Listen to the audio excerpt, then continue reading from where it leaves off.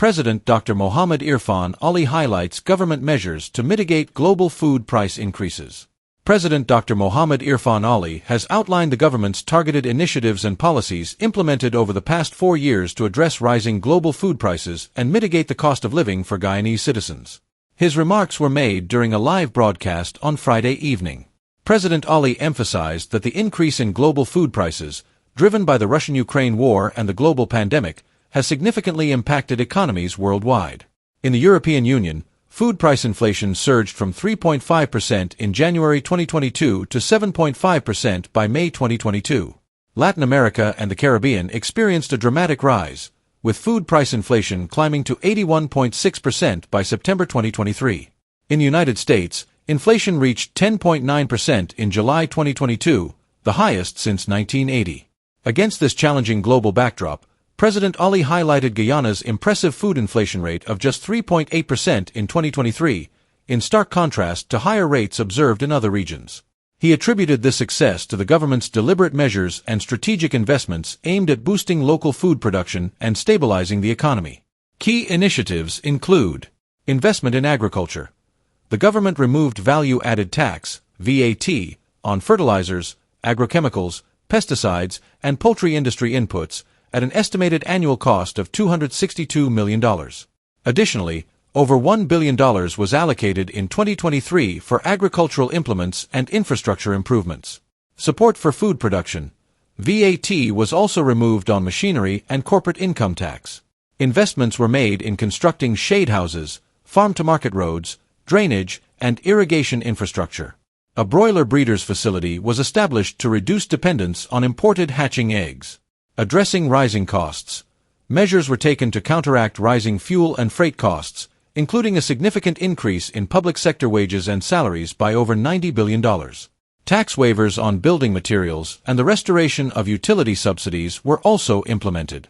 VAT was removed on medical supplies, electricity, and water, saving citizens nearly $3 billion annually. Income support. The government reinstated the Because We Care cash grant, benefiting parents with over $22 billion distributed in the past 4 years. Old age pensions and public assistance were increased by more than 75% and 111.1% respectively, totaling over $16.2 billion in support. A 1-month tax-free bonus for the disciplined services was also reintroduced, adding $4.1 billion in relief. President Ali affirmed, "These measures are not coincidental. They are the result of deliberate government intervention designed to bolster the economy and provide stability. It is evident that our approach is effective, bringing substantial relief to the population."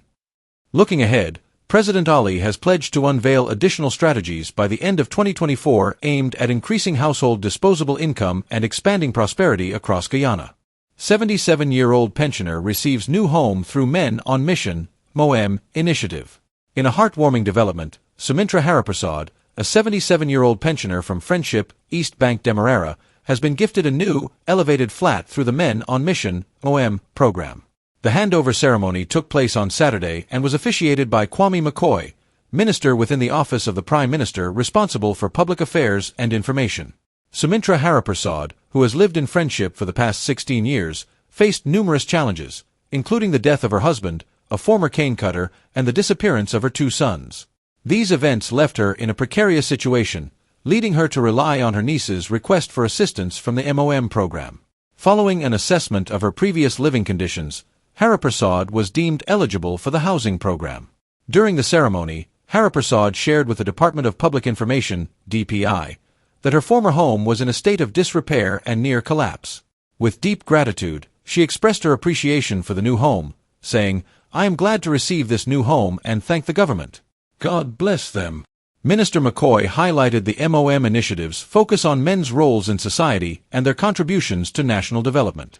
"Our aim is to construct homes for individuals in vulnerable situations as part of our broader approach to prosperity, wealth creation, and development," he explained. The initiative reflects the People's Progressive Party/Civic, PPP/C's commitment to equitable development and underscores the significance of homeownership as a valued aspect of society.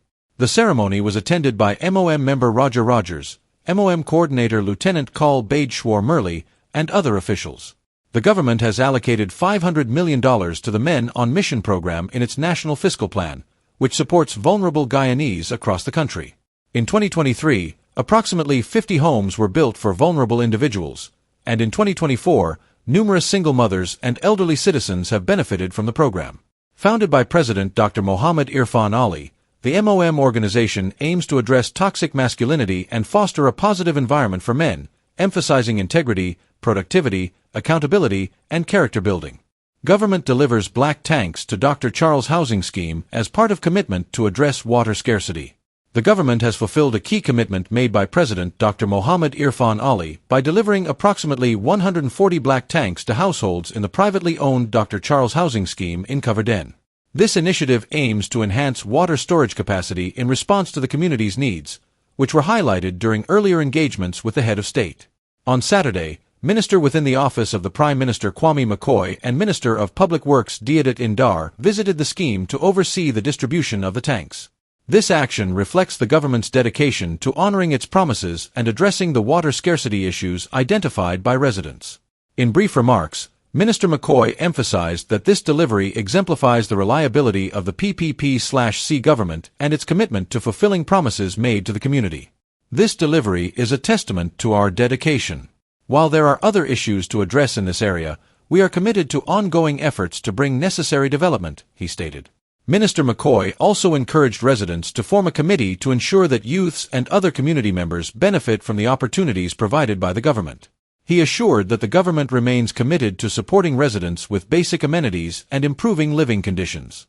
Minister Indar highlighted the importance of maintaining and protecting the roadways used by residents. He announced upcoming improvement works to the current thoroughfare, warning against the damage caused by large trucks to the sand access roads. Additionally, residents were informed about the government's plans to rehabilitate the Good Success to Taimari roadway. A $75 million contract has been signed with China Road and Bridge Corporation for this project, which will involve upgrading a 23.7-kilometer stretch with enhanced safety features, concrete drainage, and LED streetlights. Government engages East Bank residents on $75 million road expansion project. The government has initiated consultations with residents along the East Bank corridor regarding the ambitious $75 million East Bank Road expansion project. On Saturday, Minister of Public Works Deodat Indar and Minister of Public Affairs Kwame McCoy held public meetings in the Sosdijk-Taimari area. These meetings, conducted at Taimari and St. Mary's primary schools, were complemented by smaller engagements with local vendors, taxi, and bus drivers. Minister Indar emphasized the importance of keeping residents informed about major developmental projects. We are here to provide information and gather feedback on the $75 million road expansion project, which will extend from the Taimari police station to Diamond Front, said Minister Indar. The project, awarded to China Roads and Bridges Corporation, involves constructing a 4-lane road over approximately 3 years. The first phase will begin at Sosdijk Junction and extend to Supply, including road overlaying and widening by 4 feet to accommodate a new utility corridor. Enhancements will also feature concrete light poles. The second phase will cover the stretch from Supply to Good Success, and a roundabout will be built at Sosdijk Junction by Guy America Construction Company, which has also secured the contract to upgrade the Sosdijk/Linden Highway. Minister McCoy assured residents of ongoing engagement throughout the project.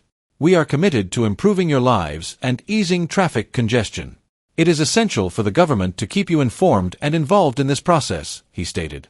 He highlighted that the project's benefits include enhanced aesthetics and increased property values along the East Bank corridor, which is a key area for visitors arriving at Chetty Jugan International Airport.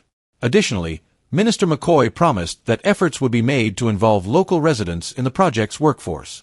The ministers addressed residents' concerns and will continue to hold consultations with communities along the Upper East Bank as the project progresses.